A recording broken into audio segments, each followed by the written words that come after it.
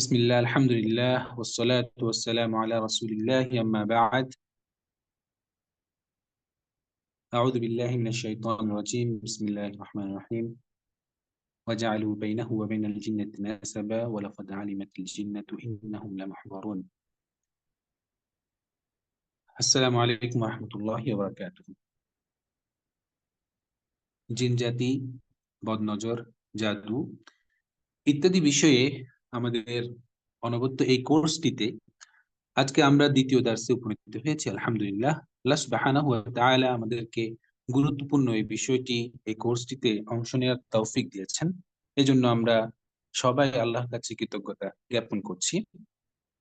দ্বিতীয় দার্সটিতে আমরা মূল বিষয়গুলো আলোচনা করার পূর্বে একটু করে প্রথম দার্সে আমরা যেগুলো আলোচনা করেছি সেই বিষয়ে একটু বলি। প্রথম দার্সে আমরা জিন জাতির বিবিধ বিষয়, জিন জাতির পরিচয়, তাদের জীবন, তাদের বিভিন্ন আচার ব্যবহার ইত্যাদি সম্পর্কে জেনেছি। এরপর আমরা বিশেষ করে ইবলিসের যে কর্মপন্থা এবং তার পরিচয় সেই সম্পর্কে আলোচনা করেছি, এবং সেই ফাঁকে আমরা কিভাবে ইবলিস থেকে এবং জিন জগৎ থেকে নিজেদেরকে সুরক্ষা করতে পারবো এই বিষয়ে অল্প কিছু আমরা কিছু টিপস দেখেছি। পাশাপাশি কিছু গ্রন্থের আমরা নাম দিয়েছিলাম এবং একটি দোয়া ছিল, সেগুলো আমরা যদি আমল করি এবং সেই গ্রন্থগুলো চাইলে আমরা যদি পাঠ করি, হয়তো আমরা আরো অনেক বিষয় জানতে পারবো যেগুলো ইতিপূর্বে আমাদের জানা ছিল না। দ্বিতীয় দার্সে আমরা মূলত আলোচনা করব জিন জাতি বা জিন জগৎটি সম্পর্কে। প্রচলিত ধর্ম বিশ্বাস কিংবা প্রাচীন যে ধর্মগুলো ছিল তাদের মধ্যে কি ধরনের দৃষ্টিভঙ্গি ছিল এই বিষয়টি নিয়ে। পাশাপাশি আমরা ইসলামী দৃষ্টিভঙ্গিতে জিন জগৎকে ইসলামী শরিয়া কোন দৃষ্টিতে দেখে সেটি নিয়ে আলোচনা করবো, এবং সর্বশেষে আমরা জিন জাতির যে অন্ধকার একটি দিক রয়েছে সেটি নিয়ে আলোচনা করবো ইনশাআল্লাহ। তো প্রথমত আমাদের এখানে আলোচনা থাকবে জিনের অস্তিত্ব সম্পর্কে বিভিন্ন মতবাদ কি বলে সেই বিষয়ে, বিভিন্ন ধর্ম বিশ্বাসে জিনের অবস্থান, অর্থাৎ তারা জিনকে কোন মর্যাদা দান করে। মানুষের মতো একটি সৃষ্টি মনে করে, নাকি মানুষের চেয়ে ঊর্ধ্বে একটু আরেকটু বেশি শক্তিশালী বা আরেকটু সম্মান পাওয়ার পাত্র মনে করে, এই বিষয়টা আমরা দেখবো। আরেকটি হচ্ছে ইসলামী আকীদায় জিনের সম্পর্ক, অর্থাৎ জিনের সাথে ইসলামী আকীদার কি সম্পর্ক তৈরি হয় সেই বিষয়টি আমরা আলোচনা করব। প্রথমত যে বিষয়টি খুবই গুরুত্বপূর্ণ সেটি হচ্ছে জিন সম্পর্কে বিভিন্ন মতবাদ, ধর্ম এবং ইসলামের দৃষ্টিভঙ্গি। আমরা জানি প্রাচীনকাল থেকে আসলে বিভিন্ন জাতি ও ধর্মের মানুষরা জিনের অস্তিত্বে বিশ্বাস করে আসছে। তবে জিনের শক্তি, আকার আকৃতি এবং তাদের মর্যাদার বিষয়ে এক এক ধর্ম এক এক রকম অতিরঞ্জন এবং ভ্রষ্টতায় লিপ্ত ছিল। কোন ধর্মের জিনদেরকে আল্লাহর শরীক করা হয়েছে, অর্থাৎ আল্লাহর সমকক্ষ মনে করা হয়েছে।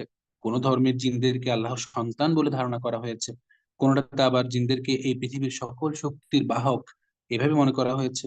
কোনটাতে জিনরা গায়েব জানে বলে ভাবা হয়েছে। বিভিন্ন রকম যখন মানুষ তার চারপাশের বিভিন্ন বিষয়গুলোকে বিশ্লেষণ করার শক্তি অর্জন করেছে, অর্থাৎ মানুষকে আল্লাহ সুবহানাহু ওয়া তাআলা যখন সেই মেধাটি দিয়েছে, মানুষ তার চারপাশের প্রকৃতির বিভিন্ন বিষয়কে বিশ্লেষণ করার জন্য তার মেধাকে কাজে লাগিয়েছে। কখনো সেটি ভুল দিকে তাকে নিয়ে গেছে, কখনো সেটি তাকে সঠিক পথে রেখেছে। এটাই হলো মূলত মানুষের মেধাকে ব্যবহার করে ইবলিস বরং মানুষকে বিভ্রান্ত রাখে। এভাবে একটি ধর্ম বা একটি মতবাদ সৃষ্টি হয়ে যায়।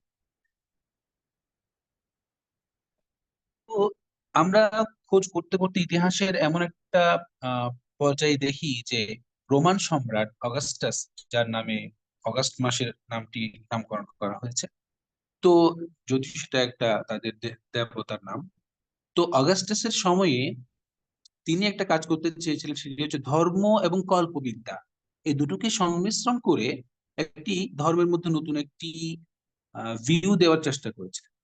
তো সেইখান থেকে আসলে সর্বপ্রথম তার নিকটে জিন জাতির মতো একটি অস্তিত্ব নিয়ে তারা বিশ্বাস করতে শুরু করে।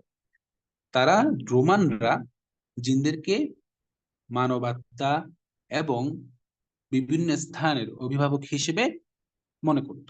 একইভাবে আরামিক সভ্যতায় জিনদেরকে ব্যক্তি, স্থান, বংশ, ঘরবাড়ি, ফসল ইত্যাদির অভিভাবক বিবেচনা করা হতো। আর প্রাচীন পার্সিয়ান সভ্যতায় মানুষ নারী জিনের অস্তিত্বে বিশ্বাস করত এবং মানুষের উপর প্রভাব এবং আসরের জন্য এই নারী জিনকেই তারা দায়ী ভাবত। জিনদেরকে প্রাচীন মিশরীয়রা, যেটা অ্যারামিকেরই একটা অংশ, অ্যাপেপ নামে আসলে চিনতো। প্রাচীন সুমেরীয়রা নিনগিজিদা এরকম, এবং হিন্দুরা সাধারণত সাপ দেবী হিসেবেই চিনে থাকে। প্রাচীন আরব এবং চীনেও জিনের উপাসনা ছিল। অ্যারামিক সভ্যতা, আমরা যেখানে যেটা জরথুস্ট্র ধর্ম বলছি, এটা হচ্ছে পার্সিয়ান ধর্মটা। এর পাশাপাশি অ্যারামিক সভ্যতার বিভিন্ন নিদর্শন থেকে আসলে জানা যায় জিনকে কল্যাণের ঈশ্বর হিসেবে উপাসনা করা হতো। একটি হাদিস থেকে আমরা একটি চমৎকার বিষয় জানতে পারি। সেখানে রাসূলুল্লাহ সাল্লাল্লাহু আলাইহি ওয়াসাল্লাম বলছেন, একবার একদল জিন ইসলাম গ্রহণ করে, তারা মুসলিম হয়ে যায়। কিন্তু ইসলাম গ্রহণের পূর্বে এই জিনদেরই আসলে পূজা করা হতো বা উপাসনা করা হতো, এই জিনগুলোকে। তো তারা কিন্তু ইসলাম গ্রহণের পর তারা মুসলিম হয়ে যায়, কিন্তু তারা মুসলিম হয়ে যাওয়ার পরেও তারা সংবাদ দেয় যে এখনো আমাদের উপাসনা করা হচ্ছে বিভিন্ন জায়গায়। তো এখান থেকে আমরা বুঝতে পারি জিনদেরকে আসলে জিনদের উদ্দেশ্যেই অনেক ধরনের আচার, আরাধনা, উপাসনা চলে থাকে। এই হাদিসটি সহিহ মুসলিমে আছে, আর অন্যান্য কিতাবেও এসেছে। এছাড়া পাগান পাগান বা পৌত্তলিক হলো যারা আল্লাহর বদলে জিন শয়তানের আহ বিভিন্ন প্রতিকৃতি বা বিভিন্ন প্রতিমূর্তি, এগুলোকে আরাধনা করে। হিন্দু ধর্ম আছে, চীনের ঐতিহ্যবাহী যে ধর্ম, কনফুসিয়াসের যে ধর্ম, জাপানি শিন্টো ধর্ম ইত্যাদি, এগুলো হচ্ছে পৌত্তলিক ধর্মের অন্তর্ভুক্ত, যেগুলা বিভিন্ন দেবদেবীকে বিশ্বাস করে। আর পাগান ধর্ম হলো প্রাচীন গ্রিক, হেলেনিজম, উইক্কা, প্রাচীন মিশরীয় যে ধর্ম, আরেকটি ধারা ছিল কেমেটিজম। এগুলো হচ্ছে পাগান ধর্মের অংশ, এবং আরবদের মধ্যেও পাগান ধর্ম ছিল। প্রাচীন ইনকা, আমরা যে ইনকা সভ্যতার কথা শুনে থাকি, সেই ইনকাও কিন্তু পাগান ধর্মের অংশ। মায়ান সভ্যতা, এগুলো। এছাড়া আপনি দেখবেন জৈন, শিখ, বৌদ্ধ ধর্ম, এরাও কিন্তু জিনদের থেকে জ্ঞান প্রাপ্ত বলে নিজেদেরকে দাবি করে। তো আমরা বিভিন্ন ধর্মের মধ্যে দেখতে পাই যে বহু মস্তক বিশিষ্ট কিংবা বহু ধরনের চিত্র নিয়ে বিভিন্ন ধরনের দেব দেবী, তাদের কাছে প্রতিমূর্তি, প্রতিকৃতি আছে। তো এগুলো আসলে শক্তিকে প্রমাণ করার জন্য, যেটা জিনদের একটা কনসেপ্ট। জিনরা নিজেদেরকে সবসময় শক্তিশালী দেখানোর জন্য চেষ্টা করে, এবং এখান থেকে আসলে কনসেপ্টটা মানুষের মধ্যে প্রবেশ করে, এবং শক্তিশালী, মানুষের চেয়ে অধিক শক্তিশালী কোন একটা জিনিসের প্রতি নিজেকে সমর্পণ করার জন্য অনেকগুলো হাত বিশিষ্ট কিংবা অনেক বিশাল আকৃতির, অনেক বা ভয়ঙ্কর প্রকৃতির চেহারা, এই ধরনের বিভিন্ন প্রতিকৃতি আমরা আমাদের সমাজে দেখতে পাই।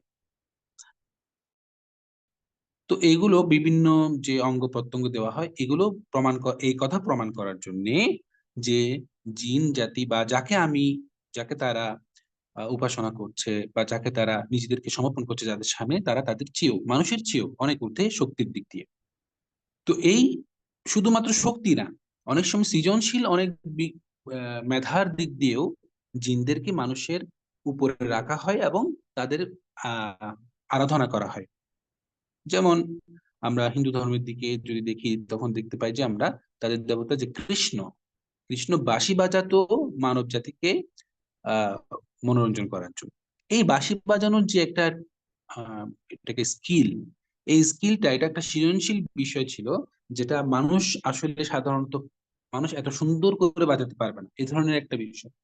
তো এখান থেকে পরবর্তীতে আসে যে এটা মানুষের চেয়েও আরো শক্তিশালী, আরো সৃজনশীল কোনো একটা বস্তু আছে, যারা এটা পারে, তাদের প্রতি কি করা হয়, পরবর্তীতে আস্তে আস্তে তাদের প্রতি অন্তর ঝুঁকে পড়ে, এবং এভাবে করে আসলে তাদের ইবাদত শুরু হয়। তো হিন্দু ধর্মের ব্যাপারেও আমরা দেখলাম এখানে। এছাড়া ইহুদিরা মনে করে আসলে জিনরা বিশাল পেট এবং ফাঁপা পেট বিশিষ্ট একটি জাতি। সম্ভবত বিকট শব্দের কারণে এমন নামকরণ করা হয়েছে, তারা নামটাই এইভাবে রাখে।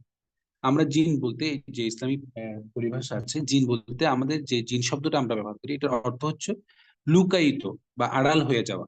কিন্তু হিব্রু ভাষায় তারা যে শব্দটি ব্যবহার করে, উবুজাফ, এই ধরনের একটি শব্দ, সেটার মানে হচ্ছে ফাটা পেটের একটি আহ প্রাণী, এরকম।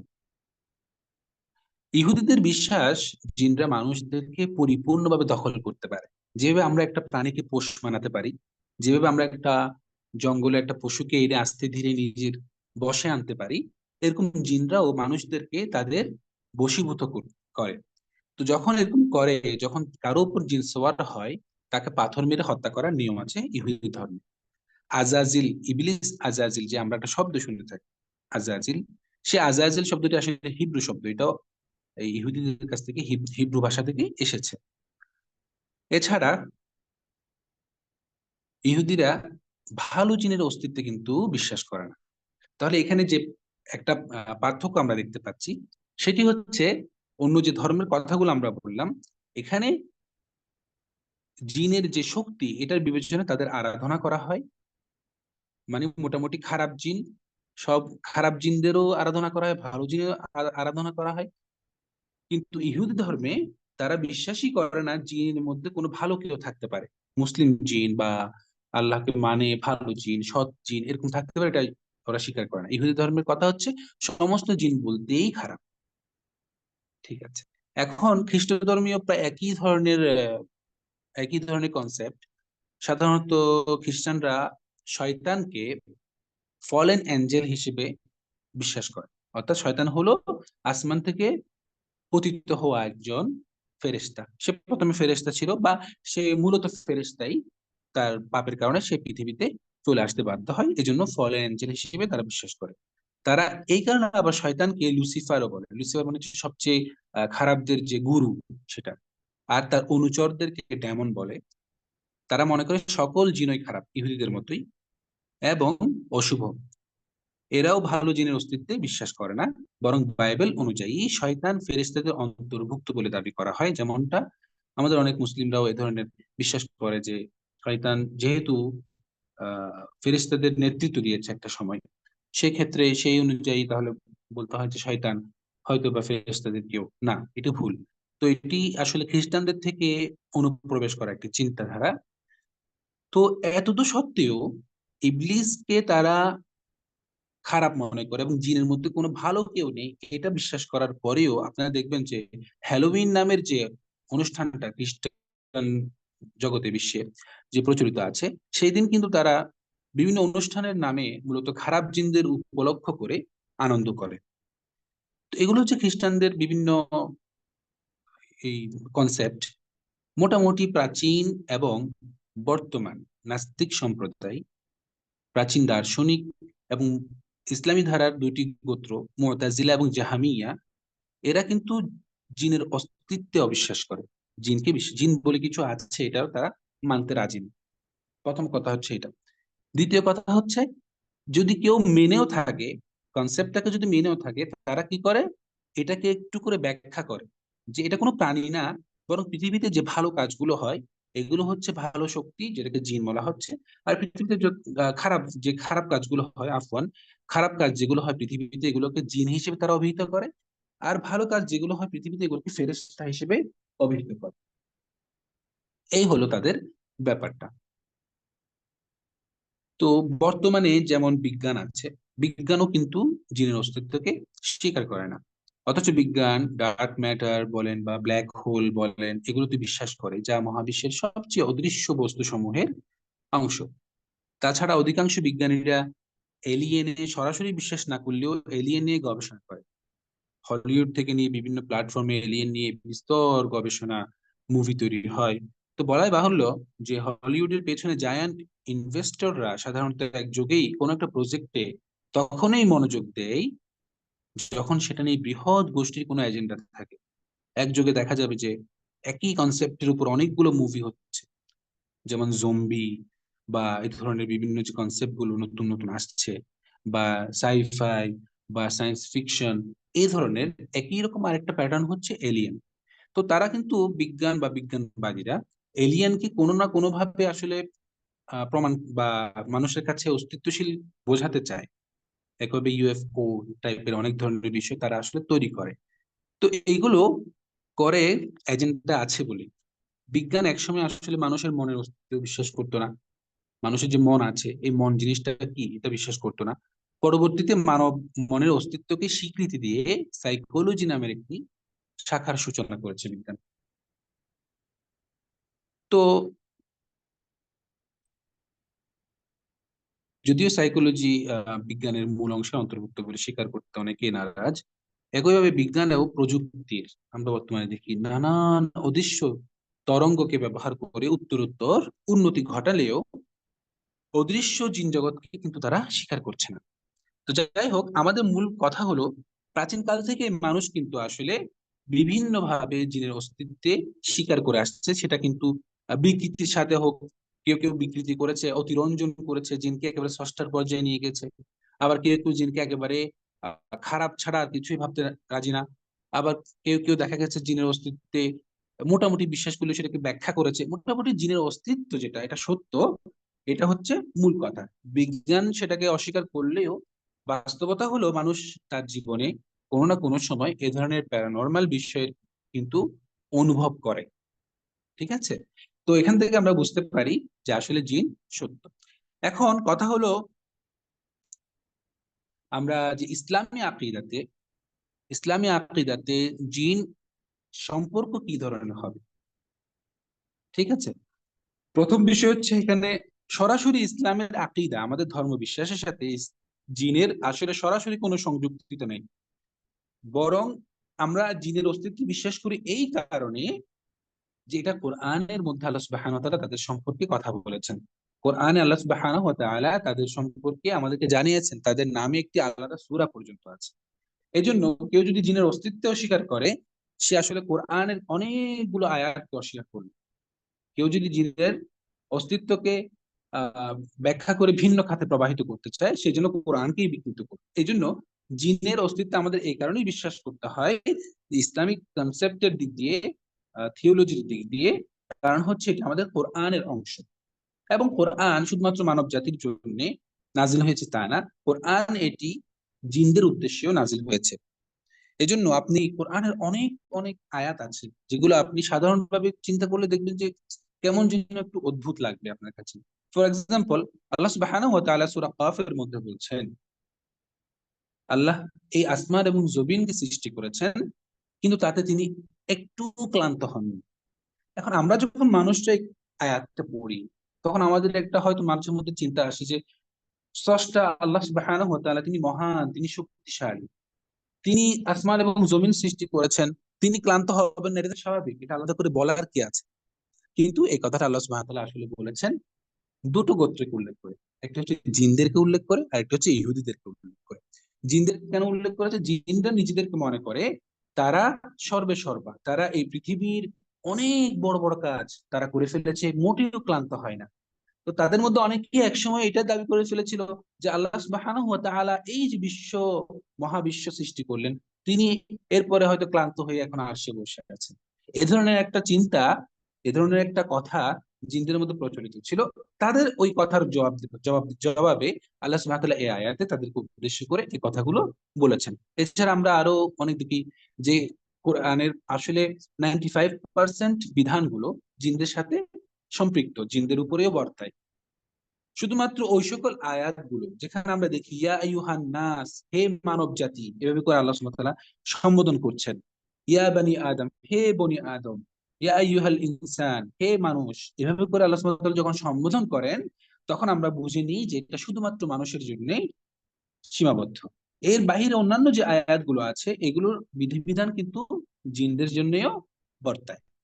এজন্য আল্লাহ সুবহানাহু ওয়া তাআলা সূরা রহমানে একেবারে সরাসরি জিন এবং মানব জাতিকে একই সাথে সম্বোধন করে বারবার বলেছেন যে তোমরা তোমাদের রবের কোন কোন নিয়ামতকে অস্বীকার করবে। তো এই হলো ইসলামী আকীদার মূল প্যাটার্নটা। কিন্তু এর বাহিরে গিয়ে জিনের অস্তিত্বের কারণে আমরা অন্য একটা দিক দিয়ে কিন্তু আকীদায় জিনদের সাথে একটা বিষয়ে আমাদের এখানে ক্ল্যাশ হয়। সেই বিষয়গুলো আমরা এখন জানার চেষ্টা করছি। প্রধানত অনেক সময় আমরা মানুষরা যেহেতু গায়েব জানে না, স্বাভাবিক, কিন্তু অনেক সময় দেখা যায় যে কবিরাজের মাধ্যমে অথবা জিনদের সাথে সরাসরি যাদের ওঠা বসা আছে, তারা দেখে যে জিনরা গায়েব জানছে। তখন কোন একজন মানুষ, কোন একজন মুসলিম যদি এটা বিশ্বাস করে যে জিনরা গায়েব জানে, তাহলে তার ঈমান সাথে সাথেই চলে যাবে। এজন্য আল্লাহ সুবহানাহু ওয়া তাআলা বলছেন, ইয়াদউনা মিন দুনিহি ইল্লা ইনাসা ওয়া ইয়াদউনা ইল্লা শাইতানাম মারিদা। তারা আল্লাহর পরিবর্তে দেবদেবী বা দেবতা বা এ ধরনের বিদ্রোহী শয়তানের পূজা করে। সূরা নিসাই, আফওয়ান। তো সেই কথাটি আল্লাহ সুবহানাহু ওয়া তাআলা বলেছেন যে মানুষ যখন, ওই যে প্রথমে আমরা যে যাদের কথা আলাপ করলাম, বিভিন্ন ধর্ম বিশ্বাসীরা যে জিনদেরকে আরাধনা করে, জিনদের সাথে সম্পর্ক তৈরি করার চেষ্টা করে, সংযোগ তৈরি করার চেষ্টা করে, এগুলো হচ্ছে তাদেরকে তাদের পূজা করার সামিল। এই কথাটি আল্লাহ সুবহানাহু ওয়া তাআলা বলছেন। এছাড়া আরো একটা আয়াত আছে, যেদিন তিনি সমস্ত মানুষকে একত্রিত করবেন মৃত্যুর পর পরকালে, সেদিন তিনি ফেরেশতাদেরকে উদ্দেশ্য করে একটি কথা বলবেন সবার সামনে। বলবেন যে এই লোকগুলো কি তোমাদের পূজা করতো? কারণ মানুষগুলো তো যখন পূজা করতো, তারা তো জিনদেরকে আসলে কখনো দেখেনি, বা দেখলেও কয়েকজন দেখেছে, বাকি তাদের অনুসারীরা কখনো দেখেনি। তো তাদের চিন্তা বা কল্পনায় সবসময় থাকে যে একটি শক্তিশালী এন্টিটি, যেটা এই পৃথিবীর বিভিন্ন কাজগুলোকে আঞ্জাম দিচ্ছে। তো এই কাজটা তো সেমলি ফেরেশতারাও করে। অনেক সম্প্রদায় আবার ফেরেশতাদের পূজাও করতো, ফেরেশতাদেরকে আল্লাহর কন্যা মনে করতো। তো এই কারণে আল্লাহ সুবহানাহু ওয়া তাআলা ফেরেশতাদেরকে জিজ্ঞেস করবে, এরা কি তোমাদের ইবাদত করতো? তখন ফেরেশতারা বলবে, আপনি মহান পবিত্র, আপনি আমাদের অভিভাবক। তারা নয়, বরং তারা তো ইবাদত করতো জিনদের, তাদের অধিকাংশ জিনের প্রতি ঈমান রাখতো। সূরা সাবার মধ্যে আল্লাহ সুবহানাহু ওয়া তাআলা এই আয়াতটি উল্লেখ করেছেন, 40 নং আয়াতে। এছাড়া আরো কিছু মানুষ যে জিন জাতি এবং আল্লাহর মাঝখানে একটি আহ কি বলে সম্পর্ক, যেটা আমাদের খ্রিস্টান ধর্মের অনেকেই বিশ্বাস করে, যারা তৃত্ববাদী, ঈসা মসিহকে আল্লাহর পুত্র সম্বোধন করে, একই রকম তারা জিনদেরকেও আল্লাহর সাথে একটা আত্মীয়তার সম্পর্ক বলে সাব্যস্ত করে। আল্লাহ সুবহানাহু ওয়া তাআলা সেই বিষয়ে বলছেন যে তারা আল্লাহ ও জিন জাতির মধ্যে বংশ সম্পর্ক সাব্যস্ত করেছে, অথচ জিন জাতি জানে যে নিশ্চয় তাদেরকে উপস্থিত করা হবে শাস্তির জন্য, হিসাব নিকেশের জন্য। তাহলে যাদেরকে হিসাব নিকেশের জন্য উপস্থিত করা হবে, তারা আল্লাহর আত্মীয় বা ঘনিষ্ঠ কি করে হতে পারে? আল্লাহর ঘনিষ্ঠ যদি কেউ হয়ে থাকে, পুত্র বা এই ধরনের কেউ হয়ে থাকে, তাদেরকে তো আল্লাহ আল্লাহ সুবহানাহু ওয়া তাআলা কখনোই প্রশ্নের মুখোমুখি করবেন না। আচ্ছা, এই ধরনের আল্লাহ সুবহানাহু ওয়া তাআলা কোরআনের মধ্যে অনেক অনেক অনেক আয়াতের মধ্যে জিনের যে ইবাদত করে মানুষ, এই বিষয়টিকে উল্লেখ করে এগুলোকে নাকচ করেছেন। এমনকি একটা মজার বিষয় হলো, এই যে জিনদেরকে মানুষ মনে করছে যে পৃথিবীতে সুপার ন্যাচারাল কিছু বা সুপার পাওয়ারের যে আহ, অধিকারী মনে করছে, এই জিনদের পর্যন্ত আল্লাহর আশ্রয় দরকার হয়। এই জিনরা কিন্তু আল্লাহর হেফাজত ছাড়া, আল্লাহর পক্ষ থেকে সুরক্ষা পাওয়া ছাড়া পৃথিবীতে টিকতেই পারে না। আমরা খুব ভালো করেই জানি, জিনরা প্রথম আসমান, মহাকাশে আনাগোনা করে ফেরেশতাদের মধ্যকার যে আলাপ আলোচনা চলে, এগুলো শোনার জন্য। তো ফেরেশতাদের মধ্যকার যে বিভিন্ন বিষয় নিয়ে আলাপ আলোচনা হয়, ফর এক্সাম্পল কোন একটি বিশেষ এলাকার জন্য আল্লাহ সুবহানাহু ওয়া তাআলা কিছু কিছু বিশেষ ফেরেশতাদেরকে দায়িত্ব দিয়েছেন যে একটা কাজ করার জন্য। ফেরেশতারা সেটা নিজেদের মধ্যে পরামর্শ করে। এই কথাগুলো, তাদের পরামর্শগুলো শোনার জন্য জিনরা কিন্তু প্রথম আসমানের ওখানে আনাগোনা করতে থাকে। তো যখন সেটা করে, এটা কিন্তু আগে খুব বেশি পরিমাণে করতে পারতো। রাসূলুল্লাহ সাল্লাল্লাহু আলাইহি ওয়াসাল্লামের নবুয়তের পরে এটি আহ প্রায় বন্ধ হয়ে গেছে। প্রথম আসমানের কাছাকাছি এখন তারা পৌঁছাতে পারে না, তবে পৃথিবীর বায়ুমণ্ডলের আশেপাশে তারা ঘোরাফেরা করে। আমরা জানি যে এ ধরনের আসলে আহ যে কি বলে এটাকে, ডিটেকটিভ যে চরগুলো, গুপ্ত চরগুলো থাকে, এরা আসলে এদের নজরদারি থাকে বিভিন্ন মানুষের উপর, বিভিন্ন নির্দিষ্ট কিছু ব্যক্তির উপর। তারা কোথায় কিভাবে যাচ্ছে গতিবিধি দেখেই তারা কিন্তু কিন্তু অনেক কিছু আন্দাজ করতে পারে। তো ফেরেশতাদের যাওয়া আসা, ফেরেশতাদের আগমন গমন ইত্যাদি, এগুলো দেখেও কিন্তু জিনরা অনেক কিছুই বুঝে নিতে পারে যে অমুক জায়গায় একটা বড় কিছু ঘটতে যাচ্ছে, কারণ সেখানে ফেরেশতাদের খুব বেশি আনাগোনা হচ্ছে। এই ধরনের, এখন তারা আসমানে যদিও শুনতে পারে না সবকিছু ভালোভাবে, তবে কিছু কিছু তাদের কানে আসে, এবং এই ক্ষেত্রে যখন তারা মহাকাশের এই জায়গাতে ঘোরাফেরা করে, তখন তাদের প্রতি উল্কা পিণ্ড নিক্ষেপ করা হয়। আমরা যে অনেকে এটাতে একটা গরমিল করে ফেলেন। সায়েন্স এর সাথে ইসলামের যারা মোটামুটি একটা মিল তৈরি করার চেষ্টা করেন, তারা বলেন যে জিনদের প্রতি যেই উল্কাপিণ্ড নিক্ষেপ করা হয় সেগুলো হচ্ছে আসলে ধূমকেতু। কিন্তু আসলে তা না। ধূমকেতুর একটা নির্দিষ্ট গতিবিধি আছে, উৎপত্তি আছে, এবং নির্দিষ্ট একটা তার বলয় আছে, বা যেটাকে কি বলে এটা, আবর্তিত হওয়ার জন্য যেটা কক্ষপথ, এটা থাকে ধূমকেতুর। কিন্তু উল্কাপিণ্ডের উৎপত্তি স্থল জানা থাকে না, এটার গতিবিধিও ধরা যায় না। উল্কাপিণ্ড হচ্ছে আল্লাহ সুবহানাহু ওয়া তাআলা এই জিনদেরকে, যারা মহাকাশে এই যে গুপ্তচর বৃদ্ধি করার জন্য চেষ্টা করে, তাদেরকে নিক্ষেপ করার জন্য আল্লাহ সুবহানাহু ওয়া তাআলা এই সিস্টেমটা করেছেন। আল্লাহ সুবহানাহু ওয়া তাআলা কোরআনের অনেকগুলো আয়াতে বলেছেন যে আমি প্রথম আসমানকে সুশোভিত করেছি নক্ষত্র দিয়ে, এবং সেখানে যদি জিনরা যখন চেষ্টা করে অনুপ্রবেশ করার জন্য, তখনই তাদেরকে অগ্নিগোলা এবং উল্কাপিণ্ড নিক্ষেপ করা হয়। এই এই কাজের মধ্যে কিন্তু অনেক জিন নিহত হয় প্রতিদিন।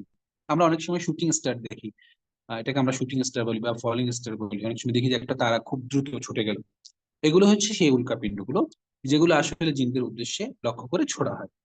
তো এই ঘটনায় অনেক জিন প্রতিদিনই মারা যায়, যারা মারের জিন, যারা মোটামুটি খারাপ জিন, কাফের জিন।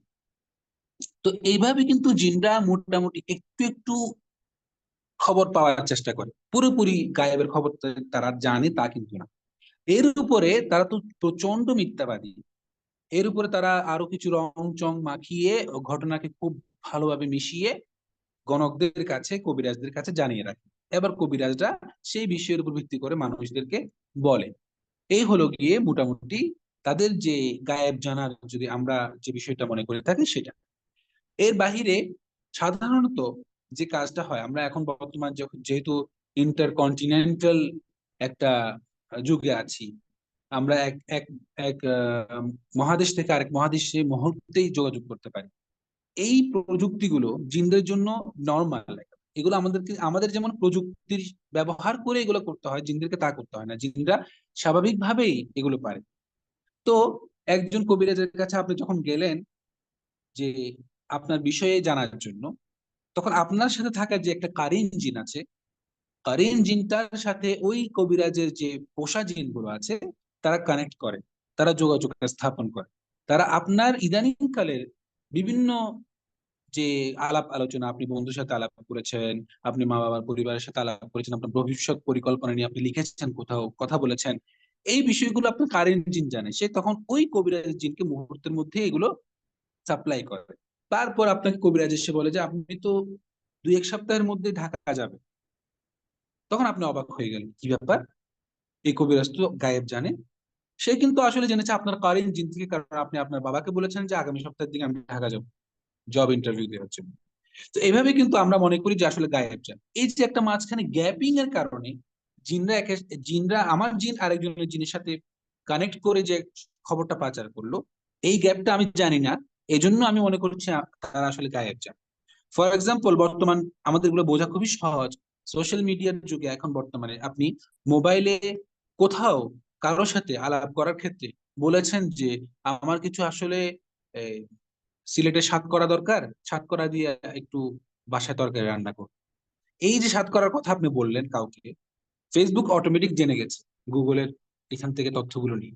আপনি একটু পরে যখন ফেসবুকে ঢুকলেন, আপনার সামনে সব সাতকরার বিজ্ঞাপন। বা আপনি ডায়াপার নিয়ে কথা বলেছেন, বেবি ডায়াপার, বেবি ফুড নিয়ে কথা বলেছেন, সেগুলো আসতে শুরু করেছে। এইগুলো কিভাবে হয়? জাস্ট তথ্য পাচারের মাধ্যমে। এই যে তথ্য পাচারটা হয় জিনদের মধ্যে, এটার কারণে আপনি মনে করছেন যে আসলে তারা গায়েব জানে। মূলত তারা আসলে কোনোভাবেই গায়েব জানতে পারে না। এই হলো জিনদের গায়েব জানার যে সিস্টেম বা ব্যাপারটা সেটি। জিনরা যদি গায়েব জানতো, জিনরা সুলাইমান আলাইহিস সালামের গোলামি করতো না। সুলাইমান আলাইহিস সালাম ভালো করেই জানে এই যে এই জিনরা হচ্ছে কাজচোর। এরা কখনোই নিজের ইচ্ছায় কাজ করবে না। তাদেরকে সুলাইমান আলাইহিস সালাম বাইতুল মাকদিস, যেটা আমরা বর্তমানে দেখতে পাচ্ছি, এটা নির্মাণের দায়িত্ব দিয়ে তিনি ঠাই দাঁড়িয়ে থেকে তাকিয়েছিলেন তাদের দিকে, যাতে তারা একটু এক বিন্দু কাজে গাফলতি না করে। এমত অবস্থাতেই কিন্তু সুলাইমান আলাইহিস সালামের মৃত্যু হয়ে যায়। তার চোখগুলো খোলা, তিনি লাঠির উপর ভর দিয়ে দাঁড়িয়ে আছেন। এই অবস্থায় তিনি পড়েও যাননি, আল্লাহ সুবহানাহু ওয়া তাআলার পক্ষ থেকে এভাবেই তাকে রেখে দেওয়া হলো। কিন্তু তার লাঠিটা অনেক দিন, 1 মাস হয়ে যাচ্ছে, তার দেহও পৌঁছছে না। আল্লাহ সুবহানাহু ওয়া তাআলা এভাবে করে রেখে দিয়েছেন যাতে করে বাইতুল মাকদিসের কাজটা শেষ হয়, জিনরা যাতে কাজটা শেষ করে। যেদিন কাজটা শেষ হয়েছে বাইতুল মাকদিস নির্মাণের কাজ, সেদিন দেখা গেল যে সুলাইমান আলাইহিস সালাম লাঠি ভেঙে পড়ে গেল। এই যে একটা ছোট যে পোকা আছে না, ঘুনে পোকা, ঘুনে পোকা তার লাঠিটা খেয়ে ফেলেছে। এভাবে করে তিনি যখন পড়ে গেলেন, তখন জিনরা বলে উঠল, হায় হায় হায়, অদৃশ্যের বিষয়ে যদি জ্ঞান থাকতো, গায়েবের জ্ঞান যদি আমাদের থাকতো, তাহলে না আমাদের এতদিন কষ্ট করে খাটতে হতো না। আল্লাহ সুবহানাহু ওয়া তাআলা সূরা সাবার 14 নং আয়াতে এই ঘটনাটি তুলে ধরেছেন। তিনি বলছেন যে, যখন আমি সুলাইমানের মৃত্যু ঘটালাম, তখন ঘুন পোকা জিনদেরকে তার মৃত্যু সম্পর্কে দেখিয়ে দিল। সুলাইমানের লাঠি খেয়ে ফেলেছিল এই ঘুন পোকারা। যখন তিনি মাটিতে পড়ে গেলেন, তখন জিনেরা বুঝতে পারলো যে অদৃশ্য বিষয়ের জ্ঞান থাকলে তারা এই লাঞ্ছনাপূর্ণ শাস্তিতে আবদ্ধ থাকতো না। তাহলে বোঝা যাচ্ছে গায়েব আসলে নর্মালি নর্মালি কেউ যদি কিছুক্ষণ বসে মুরাকাবা করলো বা ধ্যান করলো, যোগা করলো, সে কিন্তু গায়েব জেনে যাবে, এমন কোনোদিনও সম্ভব না। এটা জিনরাও পারবে না, মানুষও পারবে না। সুতরাং যে ব্যক্তি ইলমে গায়েবের দাবি করবে সে কাফির হয়ে যায়, আর যে ব্যক্তি কাউকে ইলমে গায়েব জানে বলে বিশ্বাস করবে সেও কাফির হয়ে যায়। কারণ আল্লাহ ছাড়া কেউ গায়েবের খবর জানেন না। আল্লাহ সুবহানাহু ওয়া তাআলা বলছেন, কুল লা ইয়ালামু মান ফিস সামাওয়াতি ওয়াল আরদি গায়বা ইল্লাল্লাহ, বলুন আসমান জমিনে আল্লাহ ব্যতীত অন্য কেউ গায়েবের খবর জানেন না। এখন একই কথা, এটার একটা প্রাসঙ্গিক প্রশ্ন, জিনরা কি ভবিষ্যৎ জানে? ভবিষ্যৎটাও আসলে গায়েবের অংশ। একটু আগে যেটা বললাম যে আপনি ভবিষ্যতে আগামী সপ্তাহে জব ইন্টারভিউ দিতে যাবেন, এটা আপনার কবিরাজ কিভাবে জানলো, সেই তরিকাটা। তো সুতরাং এটাও জানা অসম্ভব প্রত্যেক মানুষের সাথে জন্ম থেকে মৃত্যু পর্যন্ত যে কারিন জিন রয়েছে, সেই আমাদের সব তথ্যগুলো জাদুকরদের কাছে পাচার করে দেবে। ঠিক আছে, আমরা প্রতিদিন কি করছি, কি ভাবি, কি করতে চাই, এই বিষয়গুলো এরকম। আমি একবার ছোটবেলায় দেখলাম কি একজন ব্যক্তি, তিনি আসলে বিদেশ যেতে চাচ্ছেন, অনেকদিন ধরে চেষ্টা করছেন, পাসপোর্ট করছেন, বিদেশ কোন দেশে যাবেন এই কথাবার্তা বলছেন। তো এমত অবস্থায় দেখলাম যে হঠাৎ করে একজন গণক এসেছে, তার সাথে একটা বানর আছে, বানরকে দিয়ে সে গণায়। তো মানুষটা গণাচ্ছে, তখন বানরটা বারবার আঙ্গুল তুলে উপরের দিকে দেখাচ্ছে। তখন সে গণকটা তাকে বলল, ব্যক্তিটাকে বলল যে, বানর বলছে আপনার খুব শীঘ্রই বিদেশ যাত্রা হবে। তো এই যে বিষয়গুলো, বিষয়টা সে আসলে কিন্তু বিদেশ যাওয়ার জন্য চেষ্টা শুরুই করে দিয়েছে, তার সবকিছু আসলে রেডি হয়ে যাচ্ছে। তো ওই মানুষটার অন্তরে এই গণকের প্রতি আসলে বিশ্বাসটা অগাধ হয়ে যাবে। যে কিভাবে বুঝতে পারলো যে আমি বিদেশে যাচ্ছি? আসলে সে এত কাজ যে করছে, গত 1 মাস 2 মাস ধরে সে বিদেশ যাওয়ার যে ইন্তেজাম করছে, এগুলো কিন্তু তার করেন জিনটা জানে। সে ওই গণকের যে জিন, তাকে সেটা জানিয়ে দিয়েছে। কিছু ক্ষেত্রে আমরা দেখি রাশিফল দিয়ে মানুষের ভাগ্য গণনা করা হয়। এগুলোকে আসলে গাণিতিক সমীকরণে ফেলে পুরো মানুষের একটা দৈনন্দিন জীবনের বিভিন্ন বিষয়গুলোকে বলে দেওয়া হয়। এটা খেয়াল করলে আপনারা বুঝতে পারবেন, এখন তো আর আগের জমানা না, এখন রাশিফল আসলে অনেকেই বিশ্বাস করে না, কারণ এটার যুগ শেষ হয়ে গেছে। এটা আসলে এটার ভিতরে যে আহ, যে কি বলে এটাকে ভন্ডামি আছে, সেটা মানুষ বুঝতে পেরেছে। সেটা কি, একই রাশির লক্ষ লক্ষ মানুষ এই পৃথিবীতে আছে, একই রাশি। ধরুন যে বৃশ্চিক রাশি, তো এই রাশির লক্ষ লক্ষ মানুষ দুনিয়াতে আছে, অথচ তাদের বলে দেয়া আজকের যে ভাগ্য, সেটা কিন্তু সেই লক্ষ মানুষের সাথে ঘটবে না, কখনোই না। এটা মূলত আসলে রাশিফলের যে ব্যাপারটা, এটা আসলে আগের যুগে মানুষ, গণকরা মানুষের সাইকোলজি নিয়ে আসলে খেলতো। এটাই হচ্ছে রাশিফলের একটা বিষয়। পাশাপাশি রাশিফলের ব্যাপারটাও আপনাদেরকে বলে দিলাম। এই হলো ইসলামী আকীদায় জিনদের সাথে আমাদের আকীদা কেমন হওয়া উচিত, সেই বিষয়টি। যে জিনরা গায়েব জানে যদি আমরা বিশ্বাস করি, তাহলে আমরা আমাদের ঈমান হারাবো। জিনরা ভবিষ্যৎ জানে, এটা যদি বিশ্বাস করি, আমরা ঈমান হারাবো। এরপরে এরপরে যে বিষয়টা, সেটা হচ্ছে জিনদেরকে ব্যবহার করা। জিনদেরকে যদি কেউ ব্যবহার করে কোনো স্বার্থ উদ্ধার করে, সেক্ষেত্রে সেই ব্যক্তিটি একজন গণক হিসেবে সাব্যস্ত হবে। এই ধরনের মানুষগুলো এবাদত তো কবুল হয়ই না, আখিরাতের ময়দানে আল্লাহ সুবহানাহু ওয়া তাআলা এই মানুষগুলোর দিকে তাকাবেনও না। তো এইটা নিয়ে আমরা জাদুর যে অধ্যায় আসবে সেখানে আরো বিস্তারিত আলোচনা করব। হ্যাঁ, আজকে আমরা আর যে পার্টে চলে যাচ্ছি, সেটা হচ্ছে মানুষের সাথে জিনের কি সম্পর্ক। মানুষের সাথে জিনদের এই যেগুলো আমরা যেগুলো আলোচনা করলাম, মানসিক সম্পর্ক, সাইকোলজিক্যাল সম্পর্ক বা প্রভাব বিস্তার করার সম্পর্ক, ওয়াসওয়াসার সম্পর্ক, এর পাশাপাশি সরাসরি ফিজিক্যাল কোনো সম্পর্ক করা সম্ভব কিনা। এর আগে আমরা একটু করে মানুষের সাথে জিন জাতি বা জিন জগৎ, মানব জগতের একটা সম্পর্ক, সাধারণ সম্পর্ক নিয়ে আলোচনা করি। সেটি হচ্ছে জিনদের মধ্যে যারা মুমিন ও ভালো, তারা সচরাচর মানুষের উপকারের চেষ্টা করেন। যেভাবে আমরা মানুষরা একে অপরের উপকারের চেষ্টা করি, জিনদের মধ্যে যারা ভালো, আল্লাহকে মানে, তারা মানুষের উপকারের চেষ্টা করে, বিপদগ্রস্ত মানুষকেও সাহায্য করে, সহায়তার চেষ্টা করে। এমনকি কিছু ভালো জিন আছে যারা সুযোগ পেলে মৃত্যু পথযাত্রী মানুষকে তালকিন দেওয়ার চেষ্টা করে, অর্থাৎ কালিমা পড়ানোর চেষ্টা করে।